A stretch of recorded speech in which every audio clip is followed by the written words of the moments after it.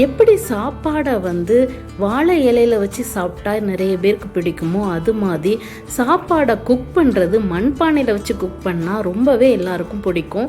இப்படி எல்லாருக்கும் பிடிக்கிற இந்த மண்பானையோட பெனிஃபிட்ஸ் என்ன அப்படின்னு பார்க்கலாமா?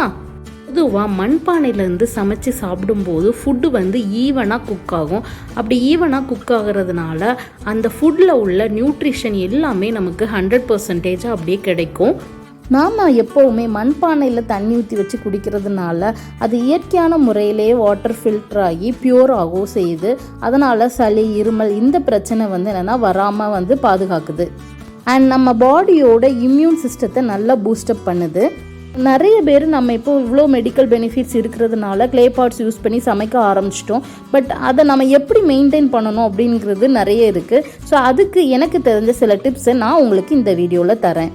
மண்சட்டி வாங்குறீங்க அப்படின்னா ஃபஸ்ட்டு வாங்கிட்டு வந்த உடனும் நம்ம அரிசி கழனி பனஞ்ச தண்ணியை என்னென்னா ஃபுல் டே ஊற்றி வச்சிடணும்.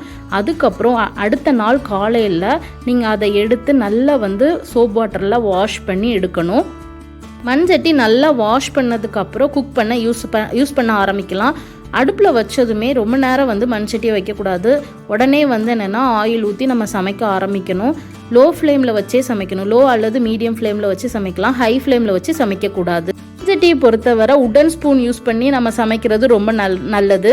ஏன்னா கிராக் விழுறதுக்கு சான்சஸ் அதிகமாக இருக்கும். குக் பண்ணிகிட்டு இருக்கும்போது கரண்டியை நம்ம தட்டலாம். ஸோ அந்த மாதிரி தட்டும்போது கொஞ்சம் கேர்ஃபுல்லாக ஹேண்டில் பண்ணணும்.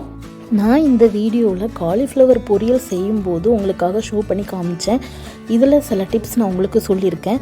பட் மண்பானையிலேயே நம்ம என்னென்னா ஃப்ரை பண்ண முடியுமா அப்படின்னா அது பண்ண முடியாது. ஏன்னா இது நம்ம லோ ஃப்ளேமில் அல்லது மீடியம் ஃப்ளேம்லேயும் வச்சு தான் சமைக்கிறோம். அதனால் குழம்பு பொரியல் மாதிரி ஐட்டம் இதில் செஞ்சுக்கலாம்.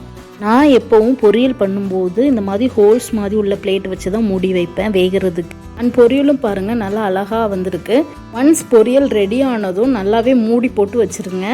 முடிச்சதுக்கப்புறம் வடித்த தண்ணியை அதுக்குள்ளே ஊற்றி கொஞ்சம் நேரம் ஊற வச்சிடணும். அந்த வடித்த தண்ணியை வச்சு நம்ம அதை கழுவும் போது மண்சட்டி ரொம்ப நாளைக்கு வரும் அப்படின்னு சொன்னாங்க. இது நான் எங்கே விசாரித்தேன்னா நான் மண்சட்டி வாங்குகிற இடத்துல நான் கேட்டு விசாரித்தேன். முன்னாடி எல்லார் வீட்லேயும் அடுப்பு அதிகமாக இருக்கும். அதனால் மண்சட்டி கழுவும் போது மண் வச்சு கழுகிட்டு அதுக்கப்புறம் சோப் வாட்டர் வச்சு கழுவுவாங்க. பட் இப்போ எல்லார் வீட்லேயும் கேஸ் ஸ்டவ் வந்துருச்சு. அதனால் மண்பானையை மெயின்டைன் பண்ணணும்னா சில டிப்ஸ்லாம் அந்த மாதிரி டிப்ஸ்லாம் நம்ம ஃபாலோ பண்ணணும். இது மாதிரி மண்சட்டி பற்றி உங்களுக்கு ஏதாவது டிப்ஸ் தெரிஞ்சது அப்படின்னா அதை எங்களுக்கு கமெண்ட் பண்ணுங்கள். தேங்க்யூ ஆல் ஃபார் வாட்சிங்.